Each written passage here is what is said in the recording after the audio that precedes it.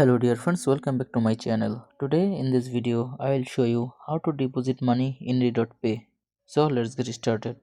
First, open RedotPay app, then click on deposit, then select your currency. I will deposit USDT, then click on Binance.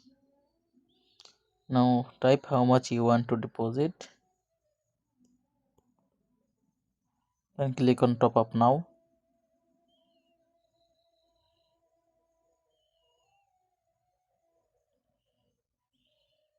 Now click on confirm.